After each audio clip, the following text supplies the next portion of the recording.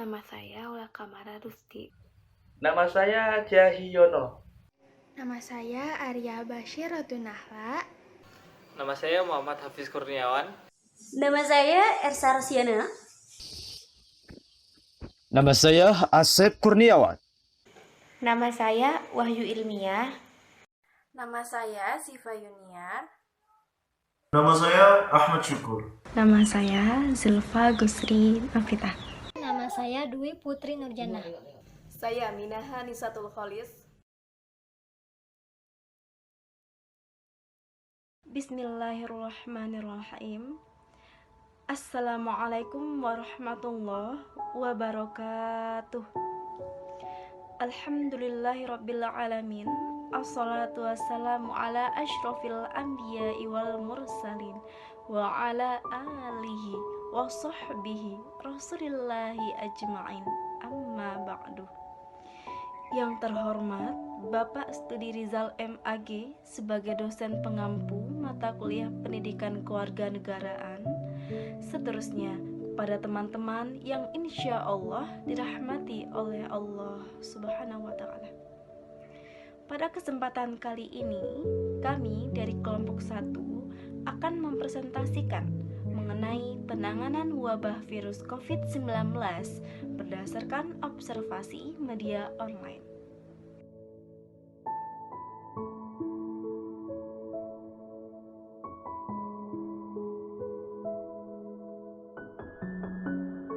Berikut ini saya akan menyampaikan penyebaran virus corona. Virus corona diketahui pertama kali di kota Wuhan, Tiongkok pada Desember 2019. Penyakit ini disebabkan oleh pasar hewan dan makanan laut. Mereka menjual hewan liar seperti ular, kelelawar, dan lain-lainnya. Pada tanggal 2 Maret 2020, Presiden Joko Widodo mengumumkan kasus pertama positif corona. Mereka adalah ibu dan anak yang tinggal di Depok, Jawa Barat. Sampai saat ini, korban virus corona semakin bertambah. Tentu hal ini menjadi pekerjaan rumah bagi pemerintah pusat dan daerah. Jika negara-negara lain sudah melakukan penjagaan penuh menangani COVID-19 ini, pemerintah Indonesia sempat tidak terlihat serius. Semua negara sudah melakukan tindakan, tetapi pemerintah Indonesia belum melakukan kebijakan. Pemerintah Indonesia baru melakukan tindakan setelah warga Depok yang positif corona. Pada saat ini, gugus tugas percepatan penanganan COVID-19 mengumumkan data kasus positif COVID-19 pada tanggal 1 Mei 2020 yang dikumpulkan pada pukul 12 waktu Indonesia Barat. Total orang yang terpapar COVID-19 mencapai 10.551 orang di Indonesia. Ini merupakan angka yang cukup banyak, teman-teman, cukup banyak. Tentu dengan jumlah yang sekian banyaknya ini harus didukung oleh kebijakan-kebijakan yang bagus. Dan tentunya kita sebagai masyarakat Indonesia harus taat akan kebijakan yang dibuat oleh pemerintah. Bukan saatnya kita hidup individual. Kita harus bergotong royong supaya bisa membuat COVID-19 ini hengkang dari Indonesia. Ketika COVID-19 ini hengkang dari Indonesia, semua perekonomian, semua kegiatan sosial kita, semua kegiatan kita seperti kuliah, sekolah, dan lain sebagainya akan berjalan dengan lancar lagi. Mudah-mudahan setelah Lebaran ini COVID-19 hilang dari Indonesia. Amin ya Allah. Selanjutnya, saya akan sedikit mengulas bagaimana kondisi Indonesia saat ini terkait maraknya perbincangan bahwa virus corona sudah menyebar di berbagai titik Indonesia. Tentu hal ini sangat memprihatinkan dilihat dari kondisinya kekurangan dari tenaga medis, kemudian aspek penunjang kesehatan, serta tidak meratanya tenaga medis di Indonesia.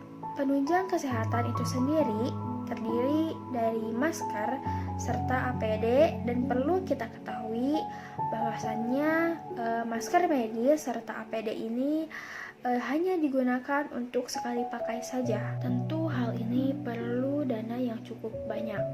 Berdasarkan informasi para pekerja, tenaga medis di pusat industri kecil dijual seharga 45.000 yang digunakan hanya sekali pakai saja.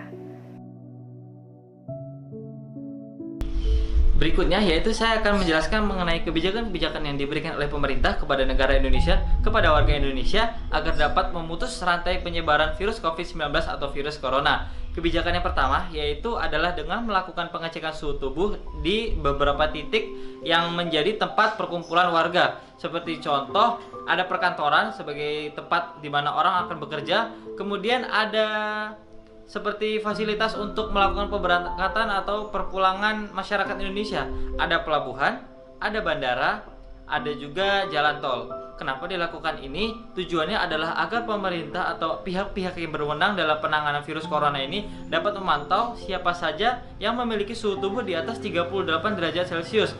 Sebagaimana ditetapkan oleh WHO bahwasannya suhu di atas 38 derajat Celcius adalah suhu masyarakat atau suhu manusia yang memiliki kadar suhu tubuh yang sangat tinggi. Jadi bagi saya bahwa suhu tubuh ini adalah suatu hal yang penting untuk dicek agar kita bisa mengetahui siapa saja yang memiliki keadaan tubuh yang sedang tidak normal. Baik, selanjutnya di sini saya akan melanjutkan mengenai kebijakan-kebijakan pemerintah secara umum. Yakni kebijakan ini berlaku untuk para pekerja yang bekerja di luar untuk menerapkan kebijakan WFH atau work from home. Kebijakan tersebut berlaku bagi masyarakat yang bekerja di luar rumah ataupun bekerja di perusahaan tertinggi supaya dialihkan bekerjanya itu ke rumah masing-masing atau ke kantor masing-masing. Karena hal tersebut merupakan kebijakan yang diputuskan oleh para pemerintah dan para kabinetnya, seperti kebijakan yang diputuskan oleh Bapak Presiden kita, yakni Bapak Jokowi. Beliau memutuskan kebijakan tentang para pelajar yang tadinya belajar di sekolah ataupun belajar di kampusnya masing-masing untuk melakukan belajarnya untuk saat ini via online atau menggunakan teknologi yang sangat canggih 4.0. Karena hal tersebut untuk menetralisasikan terjadinya korban corona atau COVID-19. Oleh karena itu kita sebagai warga masyarakat Indonesia khususnya harus menerapkan atau mematuhi peraturan tersebut. Baik, kebijakan yang ketiga yaitu pembatasan sosial berskala besar atau arti singkatnya PSBB. Setelah kita melihat dan memperhatikan kebijakan sebelumnya yaitu bekerja dari rumah guna untuk meminimalisir penyebaran virus corona tersebut.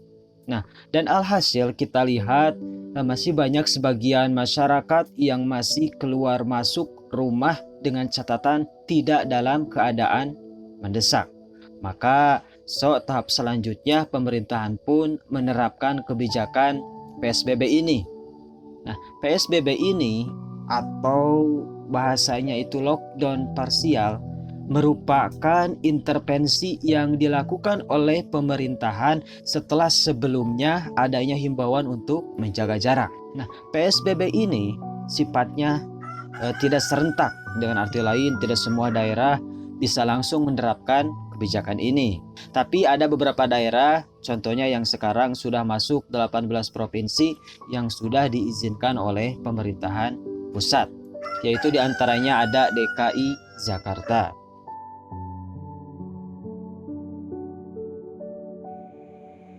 Kebijakan pemerintah dalam menangani COVID-19.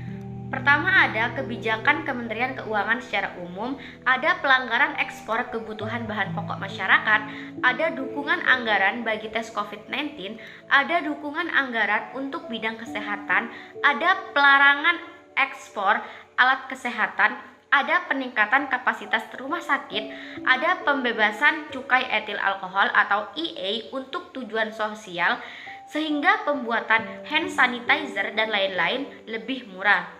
Lalu untuk kementerian lembaga, pemerintah tetap mengelola fiskal dengan hati-hati melalui refocusing dan realokasi belanja untuk penanganan COVID-19, melakukan penghematan belanja yang tidak prioritas.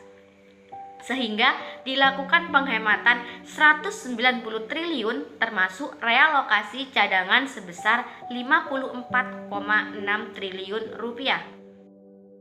Selanjutnya, kebijakan untuk pemerintah daerah. Yang pertama, kesehatan dan pemenuhan kebutuhan pokok rakyat menjadi prioritas.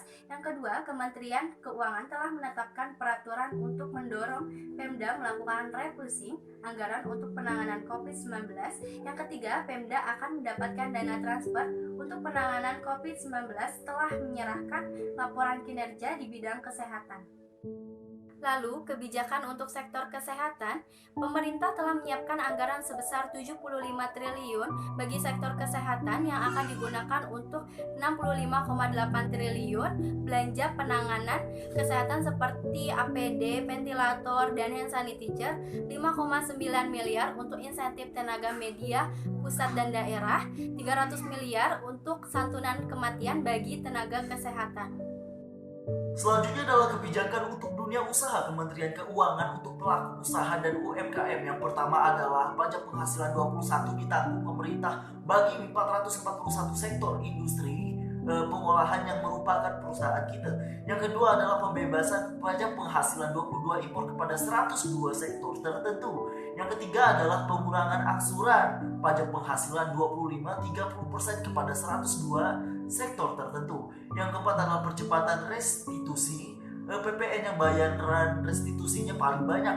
Nah, yang kelima adalah perpanjangan jangka waktu penyelesaian administrasi perpajakan. Yang keenam adalah PPN ditanggung pemerintah bagi badan atau instansi yang ditunjuk untuk menangani COVID-19 atas pemanfaatan barang dan jasa. Nah, yang ketujuh adalah pembebasan pajak penghasilan 22 impor untuk penanganan COVID-19. Dan juga ada kebijakan untuk UMKM APBN melindungi masyarakat yang penghasilannya berkurang atau hilang akibat pandemi COVID-19, baik usaha mikro, kecil, dan menengah. Kebijakan pemerintah bersama BI dan OJK yaitu yang pertama adalah penundaan semua pembayaran pokok dan bunga untuk semua skema KUR. Yang kedua adalah pemberian keringanan pembayaran termasuk untuk UMKM dan pekerja informal. Yang ketiga adalah restrukturisasi kredit melalui peningkatan kualitas kredit. Yang keempat adalah penundaan angsuran pokok dan bunga selama 6 bulan bagi debitur program pembiayaan mikro ultra. Nah, yang kelima adalah relaksasi syarat administratif dan kecepatan pemberian kredit UMI. Nah, yang keenam adalah kemudahan dan perluasan penyaluran kredit UMI. Yang ketujuh adalah anggaran kartu prakerja untuk 5,6 juta orang pekerja yang terkena PHK atau dirumahkan, informal dan pelaku usaha mikro kecil, dan semua berlaku bagi yang terdampak COVID-19. Selanjutnya, saya akan menjelaskan mengenai himbauan-himbauan yang akan diberikan kepada masyarakat terkait COVID-19. Himbauan-himbauan yang akan diberikan kepada masyarakat terkait COVID-19. Nah, yang pertama itu adanya pembatasan sosial atau social distancing. Nah, dapat lihat pada gambar di samping. Nah, itu terdapat gambar Monas, masjid, dan mal. Terlihat sangat sepi karena adanya pembatasan sosial. Yang kedua, menghindari kerumunan atau keramaian. Dengan adanya kita menghindari kerumunan atau keramaian, itu mampu memutuskan mata rantai COVID-19. Yang ketiga, memakai masker, menggunakan masker. Dengan adanya kita menggunakan masker, itu mampu menghindari kita dari virus corona. Berikutnya, menjaga kebersihan tangan. Dengan adanya rajin cuci tangan, itu akan mampu menjaga kita, melindungi kita, dan menghindari kita dari COVID-19. Yang terakhir, bekerja dari rumah.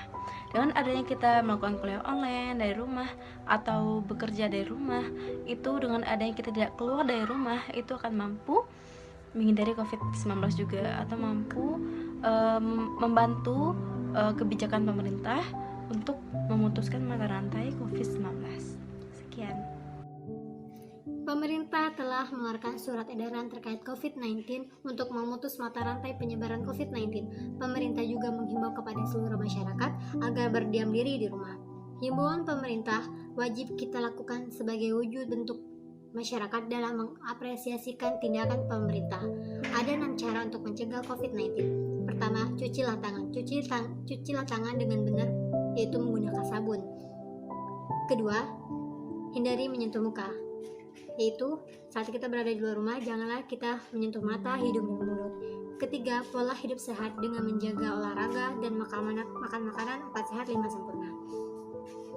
Keempat, jaga daya tubuh kita dengan meminum rempah-rempah seperti jahe merah dan vitamin. Kelima, jauh dari keramaian. Saat kita berada di luar, jauhlah kita dari keramaian karena takut ada penyebaran seperti lewat batuk dan bersin. Yang keenam, pakailah masker. Karena saat kita berada di luar rumah, kita perlu menggunakan masker, apalagi wabah COVID-19 ini, karena takutnya penyebaran seperti lewat batuk dan bersin. Itulah beberapa cara agar kita terhindar dari COVID-19. Adapun partisipasi yang dilakukan oleh masyarakat, baik individu atau suatu komunitas dalam mendukung kebijakan pemerintah, yaitu setiap individu melakukan pembatasan sosial, menghindari kerumunan, rajin mencuci tangan, menggunakan masker, dan menjaga kesehatan. Bagi para perantau, tidak melakukan mudik terlebih dahulu ke kampung halamannya. Selanjutnya, ikut andil dalam menyosialisasikan kebijakan pemerintah dengan membuat konten yang bermanfaat bertemakan edukasi dan sebagainya bagi masyarakat. Setiap lembaga, salah satunya lembaga kesehatan, memberikan pelayanan yang terbaik khusus kepada pasien COVID-19. Pemerintah desa maupun kota serta unit di atasnya melakukan sistem kerja berupa pembentukan tim relawan dan memberikan donasi, sumbangan atau sembako kepada masyarakat agar tidak merasa lapar ketika dalam proses isolasi. Proses membangun partisipasi warga ini banyak dilakukan melalui pengorganisasian masyarakat yang terampil, yang memiliki kapasitas dan kemampuan masyarakat desa maupun kota berdasarkan sumber daya lokal yang tersedia.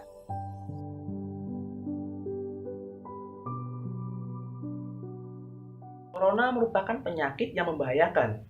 Sekarang korban positif Corona sudah tembus dengan angka 3,5 juta orang di dunia. Di Indonesia, korban positif Corona sudah mencapai 10.591 orang yang diambil dari tanggal 1 Mei 2020. Pemerintah sudah membuat kebijakan yang tentunya sangat banyak untuk menanggulangi COVID-19 ini. Kebijakan bisa dikatakan bagus apabila kita sebagai masyarakat untuk mematuhi kebijakan tersebut.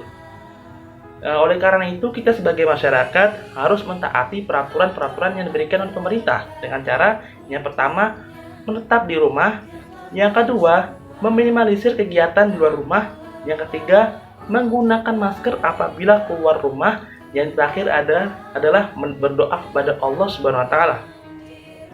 Namun, pemerintah ketika mengeluarkan kebijakan harus memperhatikan sasarannya. Dalam hal sembako, pemerintah tidak cukup baik membantunya. Namun, masyarakat juga butuh dana bantuan. Karena tidak semua keluarga hanya mengkonsumsi dari sembako itu saja. Saya ambil contoh keluarga yang memiliki anak kecil yang dengan umur masih berbulan-bulan, yang butuh susu. Tentunya pemerintah harus memberikan susu dan dana bantuan kepada keluarga yang memiliki anak kecil tersebut. Mengingat pemerintah sudah memberikan suatu kebijakan untuk menutup semua kegiatan usaha-usaha sehingga tidak ada pemasukan kepada keluarga yang memiliki anak kecil tersebut. Nah, dengan saran ini semoga pemerintah memberikan suatu kebijakan dan memperhatikan sasarannya sehingga masyarakat juga tidak ada yang dirugikan dan tentunya corona bisa hengkang dari Indonesia.